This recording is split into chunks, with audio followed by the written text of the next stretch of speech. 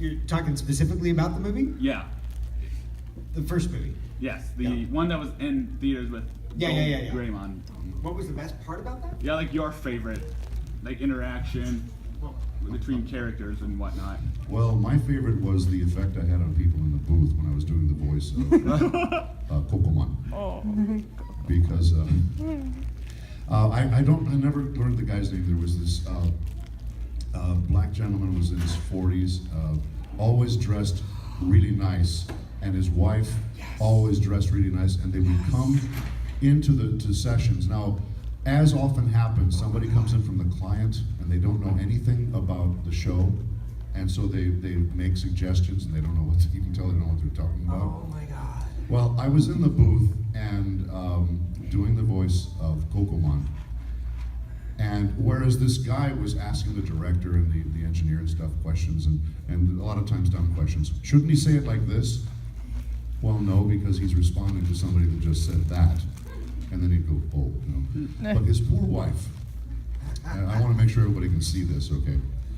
His poor wife sat kind of off, I remember the set, you're probably the same booth I was, the setup was here, and she was kind of diagonally off this way.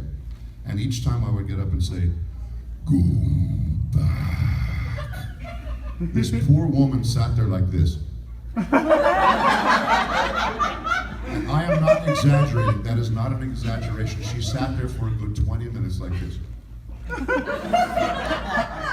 And I would keep doing these cues, and she got more and more scared. She put her sweater on, and she was shaking, and then she finally got up and left because she was so freaked.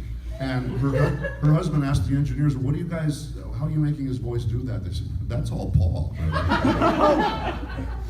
That from the movie, that's my single best memory. It's just the effect I had on someone who had no idea who I was or where I made this demonic voice, you know. I'm gonna have to defer to the pizza guy. That's it. There's gonna have to be a panel called Pizza Guy. We're just gonna have to do it. It's gonna be all about the stuff they don't let us do. It wasn't necessarily something that I actually did in the movie that had the best effect on me, because I will always remember this until I die.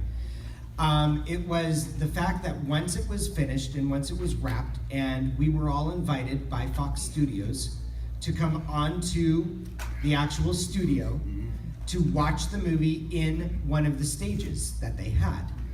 And I was blown away by the fact that we actually got to do this. And we also got these little Digimon package things, like a lunchbox that had stuff inside of it. That's cool. You know, and a poster.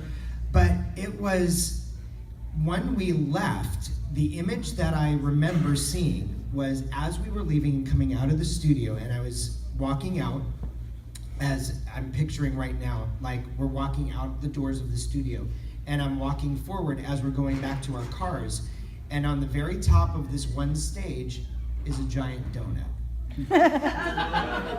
Representing The Simpsons. Mm-hmm. And I'm going, I cannot believe we are on the frickin' same studio as The Simpsons. Like, that is just like, wow. As a fan, just going, that's cool. That is so freaking cool. It was an awesome day, and one thing that got me, and we did this animated series was made for little kids.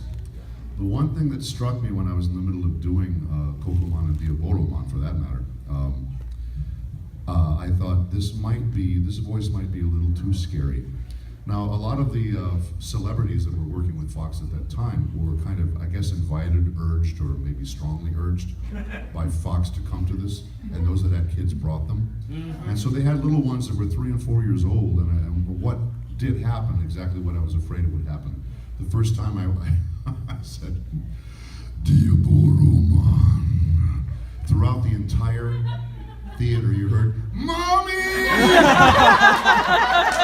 And these kids were jumping up in mommy and daddy's laps. They were terrified. Because this is a magnificent theater. The speaker system was amazing. So it was surrounding all these little things. They were terrified. I sat there and I told one of our execs, Terry Lee O'Malley, I was sitting with Terry Lee and her sister at the time, and we were watching, and I just turned to Terry Lee and I said, I was afraid of that.